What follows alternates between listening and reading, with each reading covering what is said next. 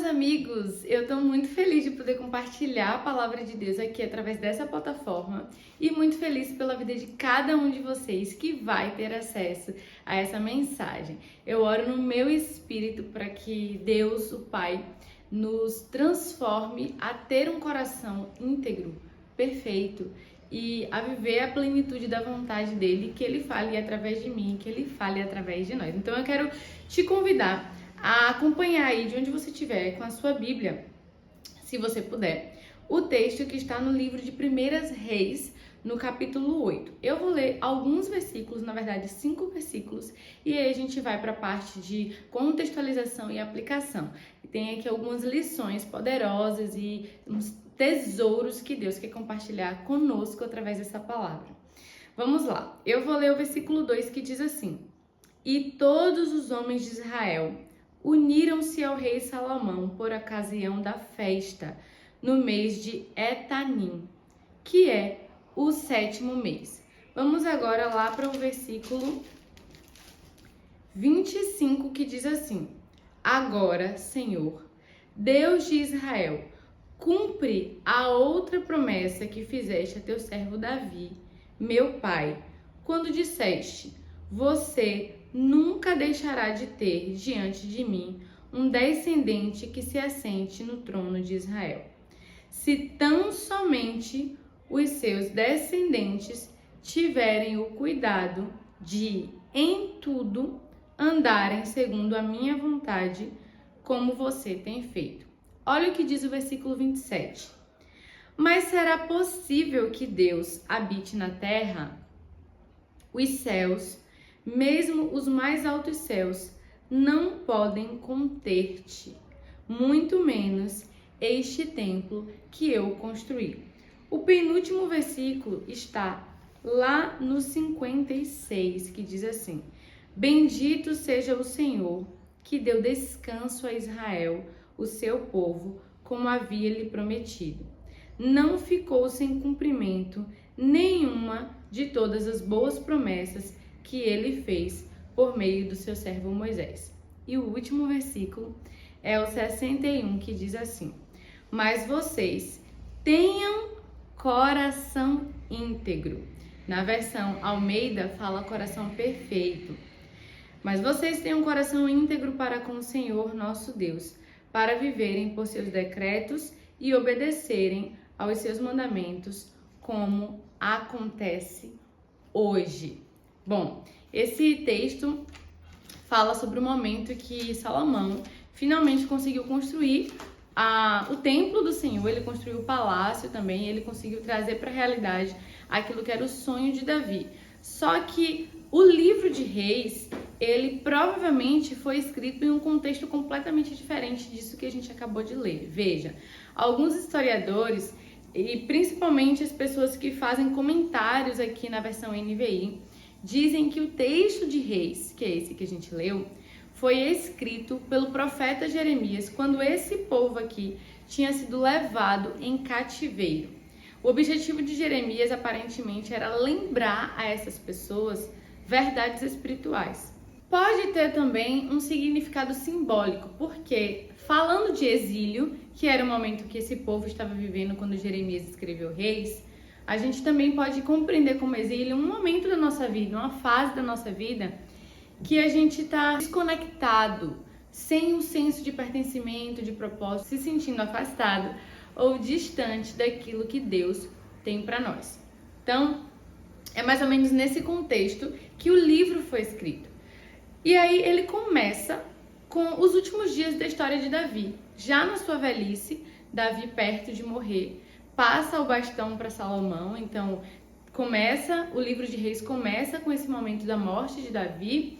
Salomão assume o trono e ele faz alianças, e então ele começa a construção do templo. E aqui, exatamente nesse momento que começa esse culto, essa festa, a Arca de Deus estava de volta para o lugar de onde ela nunca deveria ter saído. Então é assim que se inicia essa história que a gente está acompanhando aqui de Salomão transportando a arca para o templo e iniciando um período de festas que durou mais ou menos aqui uns 8 dias. Então vamos para as aplicações dos versículos que a gente acabou de ler. Veja, primeiro momento, primeira cena, o templo está construído, Salomão convoca, aqui diz, né, que todos os homens se reuniram, versículo 2 que a gente leu, para a festa do 7º mês. Então todo Israel está ali dentro do templo, um templo muito grande que comportava uma grande população. O templo está construído, as promessas foram cumpridas, eles estão desfrutando de paz e então agora é o momento de fazer festa. Veja, festa é o momento de se lembrar de Deus. Essa festa aqui, ela nasceu no coração de Deus. Se você observar, no início, lá em Gênesis, no Êxodo também, quando Deus pede para o povo sair do cativeiro, ele fala que queria que as pessoas celebrassem uma festa ao Senhor. Em Levíticos 23, 24, fala um pouco sobre essas festas que Deus instituiu. A festa era um momento de juntar todo mundo para trazer descanso, para que as pessoas se lembrassem de Deus, para que as pessoas pudessem refletir, honrar a Deus. E mais do que isso, do ponto de vista profético, a festa era um símbolo que apontava para o próprio Jesus, que é o nosso libertador, que é o nosso descanso, que é o nosso sábado, que representa a libertação completa e total do povo de Deus, do pecado, né? Do cativeiro do pecado. E eu creio que Deus está nos ensinando aqui, através desse versículo, uma lição muito importante. Celebre, festeje, se alegre. No Novo Testamento, a Bíblia nos recomenda e nos exorta a nos alegrar. E diz assim, taxativamente, alegrai-vos. Mais uma vez te digo, alegrai-vos. Parece que festejar, que celebrar é uma coisa que vem da espontaneidade de um coração que está alegre. Mas não. Festejar e alegrar é quase que uma ordem, um mandamento de Deus para o seu povo, para aquele que é cristão. Porque não vive por circunstâncias, não vive por aparência, ainda que você esteja vivendo em um momento difícil da sua vida, de exílio, de descontentamento. Deus quer que você celebre, Deus quer que você festeje. Não porque as coisas estão acontecendo como você gostaria, mas porque você crê em um Deus que está para além das circunstâncias e que o seu futuro já é um futuro de paz, de salvação. Se tem alguma coisa que você deve se alegrar, alegre-se porque o seu nome está escrito no livro da vida. Não permita que as circunstâncias ou que o inimigo oprima você e tire o brilho dos seus olhos. Dê lugar à alegria de ser salvo e de ter um Deus amoroso, um Deus de paz e um Deus libertador. Hoje Deus está me ensinando e te ensinando que é tempo de festa, momento de celebrar, de se ajuntar. Esse texto fala pra gente que tem dias que a gente precisa reunir todo mundo no templo, ou na sua casa, ou você sozinho, e fazer uma grande celebração ao Senhor por todas as coisas que Ele já fez, está fazendo, e por todas as coisas que Ele ainda fará. Então esse é o contexto do versículo 2. Essa primeira cena do capítulo 8 é um cenário onde todo o povo de Deus está reunido para festejar, para celebrar as coisas que Deus estava fazendo. E aí a gente vai para o versículo 25, que a gente também leu, que está em um segundo cenário. Nesse cenário 2, Salomão está então fazendo uma oração diante de Deus. Depois daquele primeiro acontecimento da reunião de todos os povos, Deus encheu o templo com sua glória, com sua fumaça, de tal modo que os sacerdotes não conseguiram nem continuar fazendo o serviço que estavam fazendo, oferecendo para Deus. Tamanha foi a presença de Deus, uma aprovação clara de que Deus estava feliz com aquilo que estava sendo feito, não é? Então a gente vai para o versículo 25 que diz assim, a gente leu: agora, pois, Senhor, cumpra a outra promessa. Aqui Salomão está de joelhos diante de Deus e na frente de todo o povo fazendo uma oração. E ele diz agora, pois, um indicativo de que ele estava pedindo que Deus fizesse alguma coisa no presente. Ele estava pedindo no momento presente que Deus cumprisse uma outra promessa do passado. Ele estava diante do cumprimento, de algo que Deus falou para Davi, e ele estava lembrando ao Senhor em oração: Senhor, ainda tem uma outra promessa que você fez para meu pai. Só que também nesse mesmo versículo, Salomão diz para Deus que isso só iria acontecer, o versículo diz, se tão somente os seus descendentes tiverem o cuidado de se manterem no caminho. Então aqui nesse versículo a gente tem 3 tempos acontecendo: presente, passado e futuro. No presente, Salomão está orando, ele está fazendo um pedido. No passado, ele está lembrando a Deus de algo que Deus prometeu. E para o futuro, ele está também lembrando que existe uma condição que Deus estabeleceu.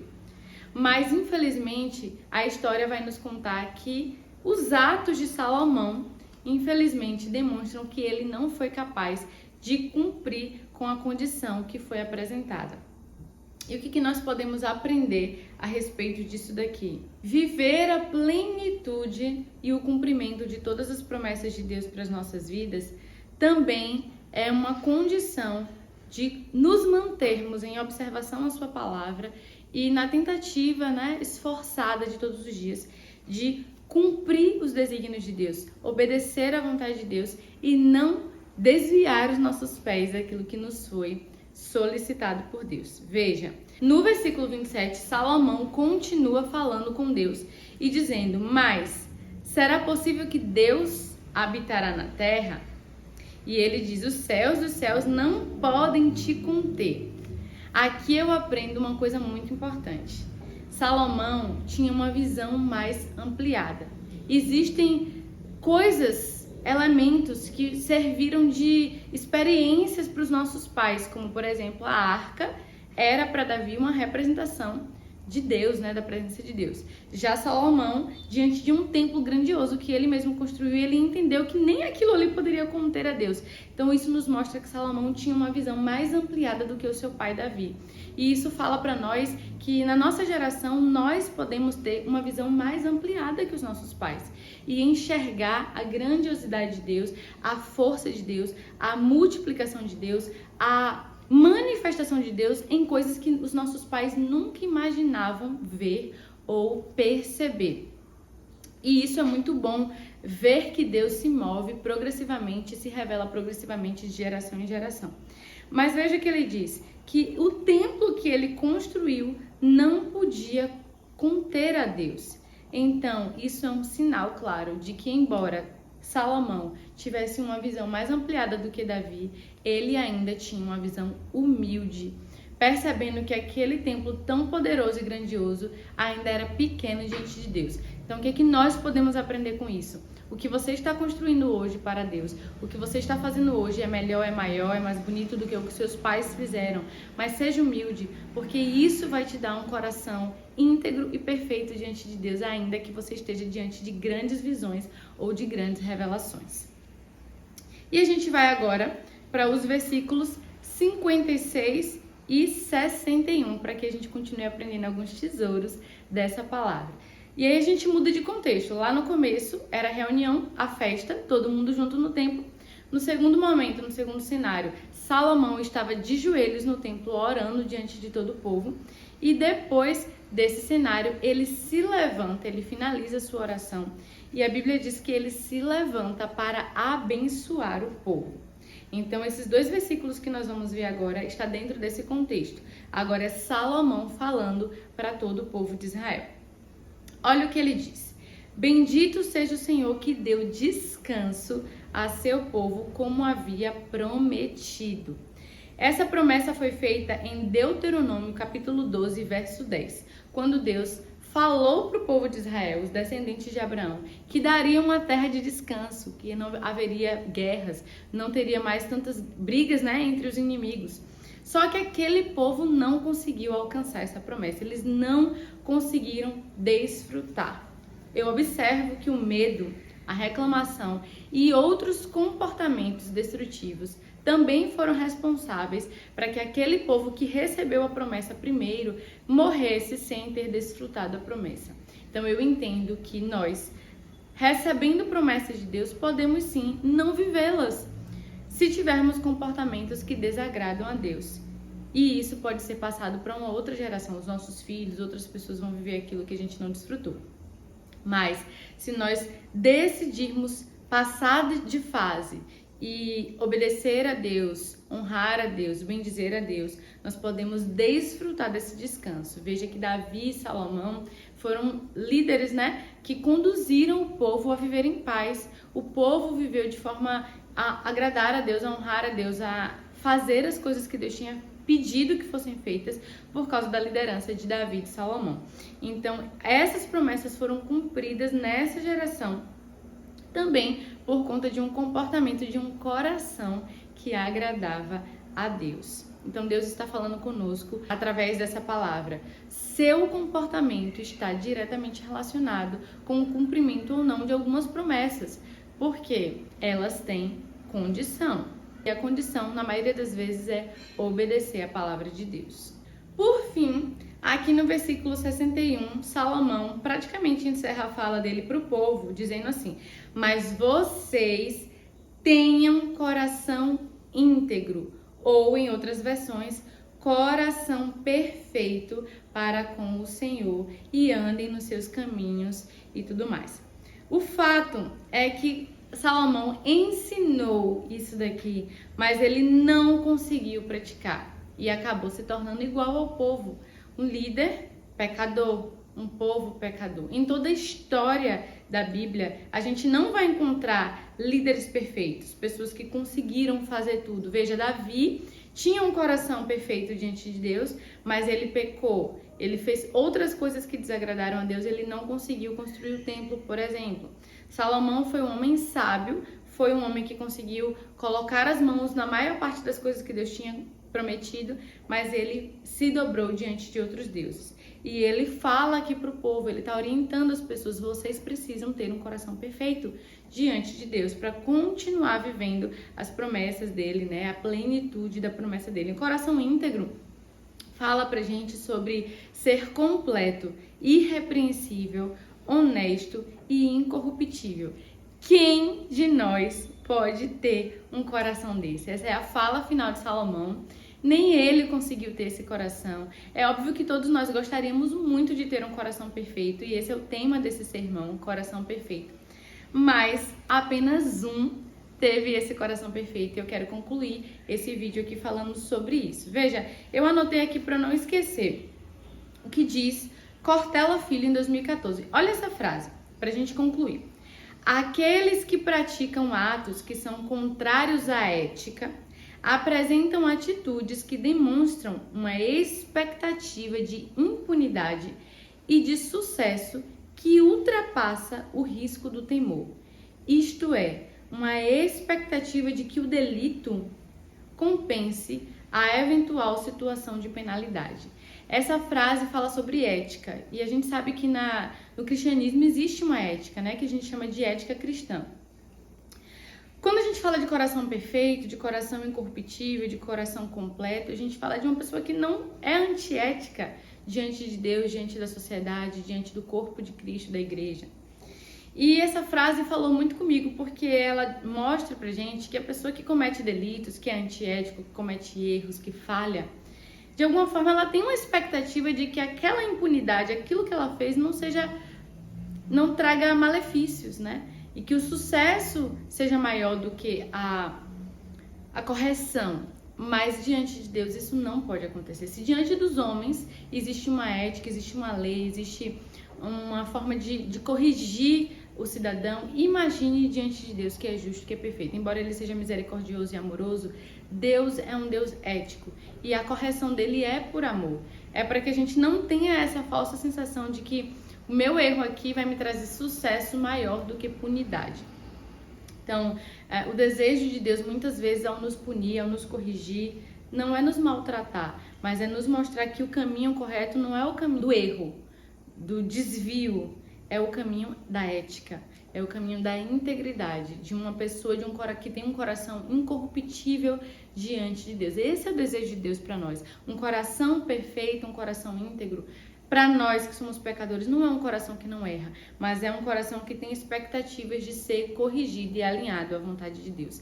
Eu sei que eu vou errar. Quando eu errar, muitas vezes eu vou ser punido, corrigido, mas isso ainda será para mim cura, saúde, porque esse é o desejo de Deus. E para a gente fechar, eu quero compartilhar com vocês Mateus 11:29. Nós sabemos que Salomão não teve um coração perfeito, embora ele tenha sido um homem muito sábio e filho de Davi, que tinha um coração segundo o coração de Deus. Jesus foi o único que teve um coração perfeito. E olha só o que a Bíblia nos diz. Mateus 11:29. Tomem sobre vocês o meu jugo e aprendam de mim, pois sou manso e humilde de coração, e vocês encontrarão descanso para as vossas almas. Então eu quero fechar essa mensagem com esse versículo que resume praticamente tudo, porque o tema dessa mensagem é coração perfeito. E a gente discorre sobre 1 Reis 8, começando ali com a festa, que é um momento, um ritual que Deus desejava que acontecesse, que falava de descanso, que apontava para Jesus e falava das promessas que Deus tinha para fazer, das coisas que tinham cumprido. A gente discorreu ali sobre a oração de Salomão para com Deus, fazendo pedidos específicos e depois as orientações dele para com o povo, orientando as pessoas a terem um coração perfeito, mas nem ele conseguiu fazer isso. E aqui Jesus nos ensina que devemos aprender com ele. Você quer ter um coração perfeito? Você quer ter um coração íntegro? Jesus é essa referência. Aprenda dele, pegue o jugo dele, tenha misericórdia, seja misericordioso, aprenda a ser corrigido por Deus através da sua palavra e você vai receber descanso para a sua alma, que é a maior promessa que nós temos: liberdade, descanso, libertação e salvação na pessoa de Jesus. Eu espero que essa mensagem tenha falado com você, que abençoe a sua vida, que sua mente se abra para entender cada detalhe, que o Espírito Santo decodifique essa mensagem no seu coração e até a próxima.